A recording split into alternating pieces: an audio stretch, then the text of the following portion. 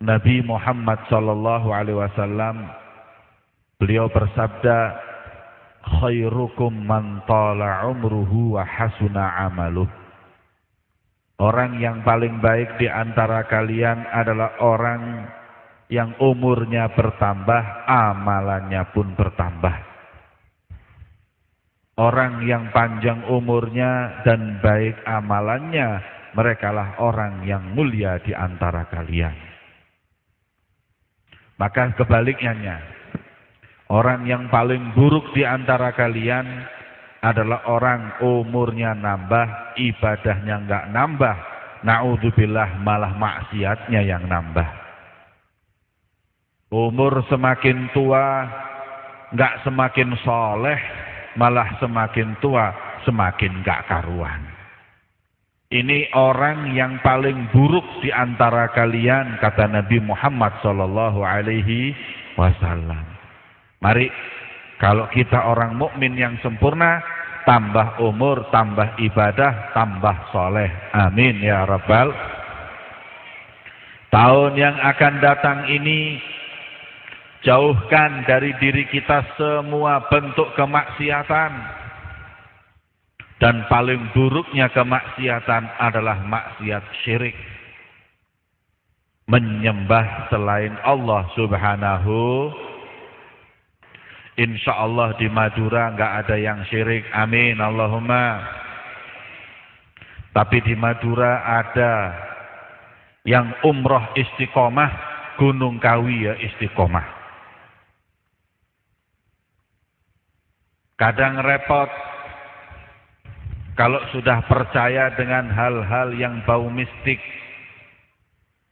percaya dukun, percaya dengan selain Allah yang memberi rezeki dan lain-lainnya, inilah hal-hal yang dikatakan Nabi adalah syirik. Dan bagian dari syirik ialah memuliakan seseorang karena hartanya. Tidak memuliakan seseorang karena imannya atau karena ilmunya. Manusia itu dihargai karena imannya kepada Allah. Bukan karena harta dan jabatannya. Kalau harta menjadi tumpuan untuk kita menghargai orang, yang paling pantas kita hargai adalah Qarun, na'udzubillah. Kalau jabatan menjadi tumpuan untuk kita menghargai orang, Fir'aun lebih pantas untuk kita hargai. Tapi kita tidak menghargai jabatan, kami tidak menghargai harta, yang kita hargai adalah iman seseorang dan ilmunya dan dekatnya kepada Allah subhanahu. Repot zaman sekarang, Pak. Jangan lagi urusan dunia, urusan akhirat pun dunia jadi pertimbangan. Insya Allah gitu. Apalagi di Madura. Kiai ulama pun makomnya tergantung mobilnya. Iya Pak ya. Kalau naik sepeda motor benih kiai, ustadz mereka. Kalau sudah beli Innova, baru namanya Kia.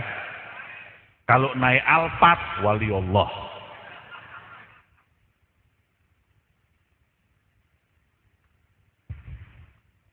Orang sudah nggak menghargai ilmu dan imannya. Sudah jelas-jelas ulama pewaris Nabi pun yang menjadi tumpuan, menjadikan barometer adalah justru hartanya. Sampai kalau ustadz-ustadz yang soleh, ulama-ulama yang soleh, tapi kalau uangnya nggak banyak, nyium tangannya kadang-kadang separuh. Tapi kalau sudah ada uangnya, Masya Allah, kalau nyium tangan sudah kayak vakum cleaner nyedotnya. Serot. Nah, apalagi kalau mobilnya Alphard, ciumnya pasti bolak-balik. Kenapa? Sudah nggak lihat ilmu, nggak lihat iman, lihat harta. Na'udzubillah min dzalik. Padahal Kata Nabi Muhammad, man qabbala yada ghaniyin li ghinahu dhahaba thulutsa dinih. Barang siapa mencium tangan orang kaya karena kekayaannya, bukan solehnya, bukan dermawannya, bukan kebaikannya, tapi karena kekayaannya, maka melayang dari hatinya 2/3 keimanannya. Itu kalau cium tangan sekali, imannya 2/3 hilang. Gimana kalau ciumnya bolak-balik? Habis imannya. Maka itu para hadirin yang dimuliakan oleh Allah, Nabi sudah bersabda, inna likulli ummatin ijlun wa ijlu hadhil ummah ad-dananir wad darahim. Setiap umat punya berhala, tapi berhalanya ini umat bukan berhala seperti yang disembah orang Hindu maupun Buddha. Tapi berhala ini umat adalah dinar dan dirham, rupiah dan dolar. Zaman sekarang Pak, semuanya pakai uang. Bil fulus kullu syai'in mulus. Mau apa sekarang Pak? Pokoknya kalau ada uang semuanya jalan. Nggak bisa, nahdiyin nggak boleh melakukan itu. Nahdlatul Ulama adalah mereka orang-orang yang melakukan kebangkitan para ulama ikhlas karena Allah Subhanahu wa ta'ala. Maka itu, ayo para hadirin yang dimuliakan oleh Allah, jangan menghargai orang karena hartanya, jangan menghargai orang karena jabatannya, tapi hargailah orang karena apa?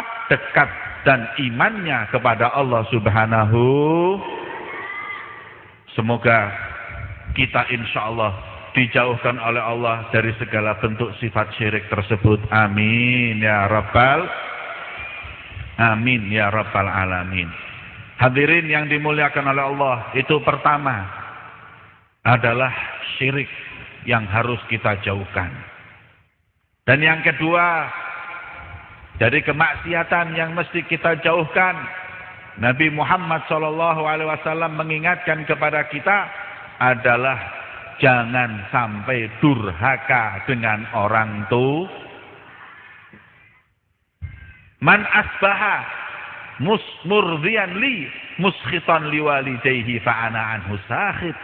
Kata Allah, barang siapa yang aku ridho karena amal ibadahnya, tapi orang tuanya enggak ridho karena disakiti, aku pun berubah menjadi murka. Aku pun benci kepada hamba tersebut karena dimurkai kedua orang tuanya. Pak, enggak ada wali di dunia ini yang paling top seperti orang tua, khususnya ibu. Doa ibu kepada anak itu seperti doanya Nabi kepada umatnya. Al-Habib Muhammad Al-Habsyi, saya pernah silaturahim ke sana. Beliau berkata, mau apa ke sini? Mau minta doa? Pulang. Minta doa ibumu lebih afdol dari doanya 70 wali. Coba majelis mana yang bisa datangkan 70 wali Allah? Bupati mana di Madura yang pernah mengundang 70 wali Allah?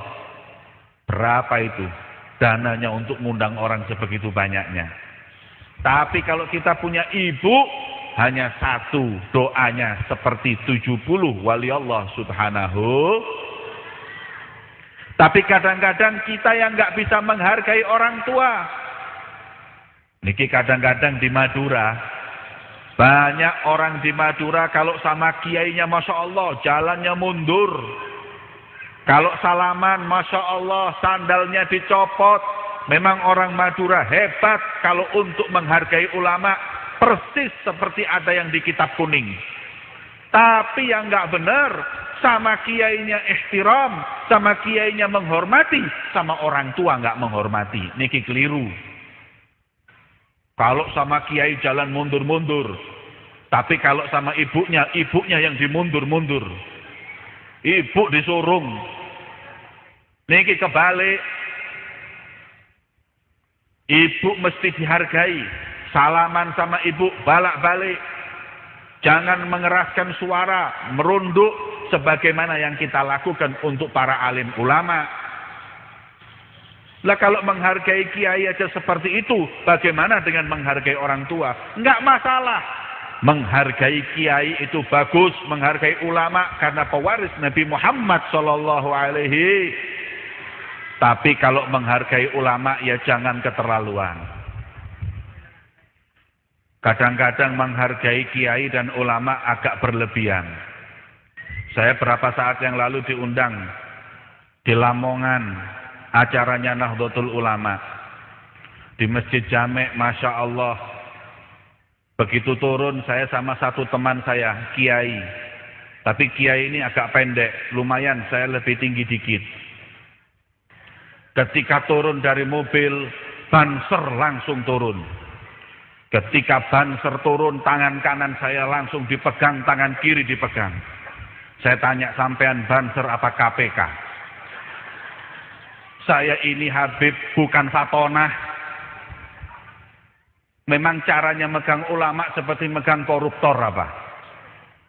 Kalau mau megang ulama, ya usah dipegang, cukup jalannya. Ketika saya jalan, dipegang sama banser. Untung saya masih tinggi badan. Yang kasihan teman saya. Dipegang banser, kakinya melayang dua-duanya. Katanya, Beb, saya ini ulama apa maling ayam, Beb? Maunya menghargai, tapi kebablasan. Aduh, kadang-kadang kalau dihargai, ya kadang-kadang capek. Saya pernah diundang sama satu kiai. Di pondok pesantren, haflah akhir sana. Beb, terakhir saya punya permintaan sama Habib sebelum Habib pulang. Apalagi doa sudah mau barokah, Beb. Barokah sudah nggak usah minta, insya Allah dapat barokah. Enggak, Beb, saya kepingin seperti Imam Syafi'i dan Imam Ahmad bin Hambal. Apa? Serban Habib masukkan ke ember. Kemudian airnya biar diminum nanti sama para santri. Masya Allah. Tapi saya bukan Imam Syafi'i. Nggak apa-apa, Beb. Mau barokah, husnudzon, Beb. Ya wis. Kemudian serban saya diambil, muridnya ngambil ember. Serban dimasukkan, kemudian dikeluarkan, air diminum, serban basah-basah dikembalikan sama saya. Terima kasih, Beb. Masya Allah. Kiai, sampean seneng. Saya masuk angin habis ini, Kiai. Tidak ada cari barokah yang lain caranya, Kiai. Wah, maaf, Beb, lah mau gimana lagi? Tolong disetrika dulu biar kering. Nih. Masya Allah, itu bagus, semua menghargai. Tapi menghargai ulama juga ada batasannya. Madura ini istimewa. Kalau saya lihat bagaimana menghargai ulama dan kiainya. Tapi ingat, jangan kau menghargai kiaimu, tapi terus tidak menghargai orang tuamu. Enggak faedah, enggak ada untungnya. Rugi yang pasti. Oke? Mulai sekarang, apa yang kita lakukan dengan kiai kita, itu yang harus kita lakukan dengan ibu kita. Kalau tidak, enggak manfaat. Cium tangan sama kiainya, juga seperti itu. Harus melakukan kepada ibunya. Gak berani ngomong, ya seperti itu. Imam Muhammad al-Baqir beliau berkata, bahwa sesungguhnya aku gak tahu wajah ibuku seperti apa. Saking gak beraninya aku memandang wajahnya. Imam Ja'far Shadiq beliau berkata, saya gak pernah makan bareng dengan ibu saya. Karena saya takut kalau saya mengambil makanan, sedang makanan itu mau diambil ibu saya dahului, maka saya menyakiti hati ibu saya. Jadi saya biarkan ibu makan selesai, baru saya makan sisanya. Allahumma sholli ala Muhammad. Sudah nggak ada duanya. Para ulama berkata, Nabi Allah Musa alaihissalam, Nabi Musa minta sama Allah, ya Rabb, sullani man rafiqi fil jannah. Ya Allah, siapa temanku nanti di surga? Nabi Harun kah? Atau para orang-orang sahabat-sahabat beliau kah? Allah berfirman, yang menjadi temanmu di surga, awal man marrabika. Tunggu depan rumah. Orang yang pertama kali lewat, Dialah yang akan menjadi temanmu di surga. Penasaran Nabi Musa, Nabi Harunkah ini? Nabi siapa temanku di surga? Nggak taunya lewat seseorang yang Nabi Harun nggak kenal. Yang Nabi Musa nggak kenal, maaf. Lewat seseorang yang Nabi Musa nggak kenal. Lagi membawa kayu bakar. Ya Rabb, hadza rafiqi fil jannah. Ini Nabi Musa kalimullah bisa ngomong-ngomong sama Allah. Ya Allah, ini temanku nanti di surga. Naam. Iya, ini temanmu di surga wahai Musa. Kemudian Nabi Musa penasaran. Kenapa Paijo teman saya? Orang yang nggak dikenal, nggak ada makomnya, nggak punya jabatan, nggak punya harta. Kenapa temanku di surga? Kata Nabi Musa, saya harus cari tahu kenapa dia temanku di surga. Ikuti di belakang. Sampai di rumah, kemudian beliau meletakkan kayu bakar. Kemudian masak, masuk ke kamar. Nabi Musa ngintip di kamar. Nggak taunya pemuda tersebut lagi menyiapkan makanan untuk ibunya. Ketika pemuda tadi lagi menyiapkan makanan untuk ibunya, ibunya dikasih makan, disuapin. Setelah selesai nyuapin ibunya, ibunya tangannya diangkat, kemudian lisannya berdoa. Didekatkan oleh Nabi Musa, apa doanya? Ketika dekat, doanya tadi gini. Allahumma ja'al waladi hadza rafiqa Musa fil jannah. Ya Allah, aku cinta dengan anakku ini, bakti soleh. Jadikanlah dia teman Nabi Musa nanti di surga ya Allah. Subhanallah, berkat doanya ibu, Allah mentakdirkan anaknya tersebut menjadi temannya Nabi Musa di surga. Itu doa siapa? Seorang ibu. Maka itu para hadirin yang dimuliakan oleh Allah Subhanahu wa ta'ala. Jangan sekali-kali durhaka dengan orang tua, khususnya kepada ibu. Doanya mustajab seperti Nabi untuk umatnya. Semoga orang tua kita yang belum meninggal diberi panjang umur, sehat walafiat. Yang sudah meninggal insya Allah di kuburnya mendapatkan raudhah min riyadil jannah. Amin ya rabbal amin ya rabbal alamin. Ketiga, apakah sebab orang itu kadang terpeleset masuk neraka? Jahlun, bodoh. Nggak belajar ilmu, nggak mau ngaji, nggak dekat ulama. Apalagi ini zaman sekarang sudah nggak karu-karuan. Aliran sudah macam-macam. Negeri kita ini aliran kayak jamur. Di musim hujan. Macam-macam. Ada aliran yang ngaku punya nabi sendiri. Namanya Ahmadiyah. Na'udzubillah sudah murtad. Ada aliran na'udzubillah. Namanya aliran PJMM. Persatuan Jenggot Morat Marit. Aliran ini semuanya kafir kecuali mereka yang nggak kafir. Bid'ah semuanya, tahlil bid'ah, maulid bid'ah, zikir bareng bid'ah, semuanya bid'ah. Pokoknya suatu kebanggaan kalau bisa memasukkan orang ke dalam neraka. Rupanya mereka itu maklaran sama penghuni neraka. Sama malaikat penjaga neraka, malaikat Malik dapat 2,5% setiap orang masuk neraka. Makanya seneng masukkan orang ke neraka, bangga ini sesat, ini bid'ah, ini syirik. Nah ini hati-hati, aliran ini sudah masuk. Walaupun di Madura yang banyak Nahdliyin, jangan dikira aliran ini tidak ada. Bahkan saya dengar di antara para orang-orang yang memberi dana pun dari Madura. Ini aliran mesti harus hati-hati. Ada lagi aliran seperti Yahudi, maling teriak maling. Aliran bahaya tapi teriak kemana-mana seakan-akan dizolimi. Ini hati-hati. Aliran yang suka caci maki sahabat Nabi. Aliran yang bahkan mencaci istri Nabi. Subhanallah, Pak. Kalau sampean punya istri saya caci, marah apa tidak, Pak? Maka bagaimana istri Nabi dicaci kita nggak marah? Kalau sudah nyaci istrinya Nabi, kemudian mereka itu dihakimi oleh penduduk, ya jangan salahkan. Kenapa mencaci istrinya Nabi? Kenapa mencaci sahabat Nabi?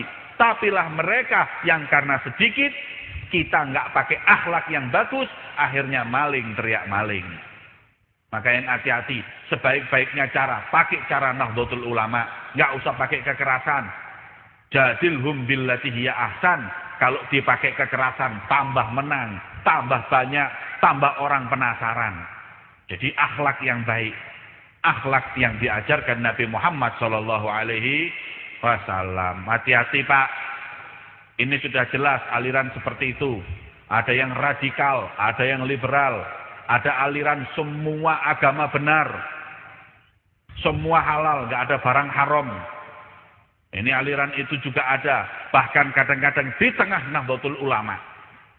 Ini aliran namanya liberal, hati-hati. Menuhankan akal. Quran nomor 2, akal nomor 1. Na'udzubillah min dalik. Ada aliran Pak, ngaku malaikat Jibril. Nggak tanggung-tanggung Pak, namanya Lia Edan. Ada lagi yang ngaku Nabi, yang namanya Musaddiq. Ini di negeri kita macam-macam. Sudah gitu malaikat Jibril waktu bulan Ramadan ditangkap polisi dan masuk penjara. Maka akhirnya di Indonesia tidak ada Lailatul Qadar sebab Jibrilnya di penjara. Polisi memang orang terhebat di dunia, polisi Indonesia. Koruptor ketangkep, teroris ketangkep, malaikat dia ketangkep. Ya, maka yang hati-hati, para bapak, ibu-ibu, sudah paling aman masuk Nahdlatul Ulama, Ahlus Sunnah wal Jamaah, aman. Sudah banyak buktinya. Syekhona Khalil Bangkalan sudah jadi wali min auliyaillah karena berjalan di jalan ini. Sudah, mau jangan cari yang lain. Kiai Hamid Pasuruan jadi orang wali Allah di jalan ini. Para habaib yang ada di Madura ataupun para habaib yang di luar Madura, mereka semua berjalan Ahlus Sunnah wal Jamaah, jadilah mereka para wali-wali Allah Subhanahu. Ini kadang-kadang orang-orang bosen ketemu kiainya, bosen ketemu habaib, cari orang jenggotan yang lain. Kadang seorang sufi, itu ada sufi baru, Masya Allah, jenggotnya lebih panjang. Kadang-kadang serbannya lebih besar. Nanti dulu, sudah ada hasilnya belum itu? Kalau kita mau nunggu panennya pohon, jangan nunggu panen pohon yang kita nggak tahu apa buahnya. Ini yang namanya pohon mangga, sudah jelas tiap tahun panen, ditunggu. Insya Allah keluarnya mangga manis. Jangan terus bosen dengan yang ini, cari pohon yang lain. Pohon jati. Ditunggu buahnya, sampai mati nggak keluar buahnya. Begitu juga Nahdlatul Ulama, sudah membuahkan ulama. Kiai Wahab Hasbullah, Kiai Hashim Asy'ari, Syekhona Khalil Bangkalan, Kiai Hamid Pasuruan, dan para habaib, Habib Ja'far bin Syekhon, Habib Muhammad bin Ahmad Al-Muhdar, Al-Habib Muhammad bin Idrus Al-Habsyi. Semua ini orang-orang Ahlus Sunnah wal Jamaah. Buahnya sudah jelas Pak. Selain dari jalan ini, jangan menoleh. Ini jalan Ahlus Sunnah wal Jamaah yang disebut dengan Sawadul A'dham, pengikut terbanyak di dunia, dan nggak mungkin umat Nabi sepakat dalam kesesatan. Maka itu ayo tetap di jalan ini, jangan noleh-noleh. Yang walaupun kadang yang membawa habaib pun tinggalkan. Selain Nahdlatul Ulama, Ahlus Sunnah wal Jamaah, jangan ikut. Walaupun yang bawa habaib, walaupun yang bawa orang kelihatannya pintar, tinggalkan. Yang penting sejalan dengan Ahlus Sunnah wal Jamaah. Hadirin yang dimuliakan oleh Allah. Maka tahun yang akan datang ini, mari anak-anak kita dekatkan dengan pondok pesantren, dekatkan dengan ulama. Jangan sampai dia tumbuh besar jauh dari ilmu yang nanti bisa tersesat jauh dari kebenaran. Na'udzubillah, menjadi penghuni neraka Allah Subhanahu wa ta'ala. Para hadirin, kelihatannya yang hadir sudah capek. Sudah capek belum? Enggak ikut ceramah. Yang ceramah ini yang capek. Alhamdulillah. Coba pegang 3 hal ini tadi. Insya Allah kita di jalan Ahlussunnah wal Jamaah akan mendapat ridha Allah Subhanahu wa ta'ala. Amin.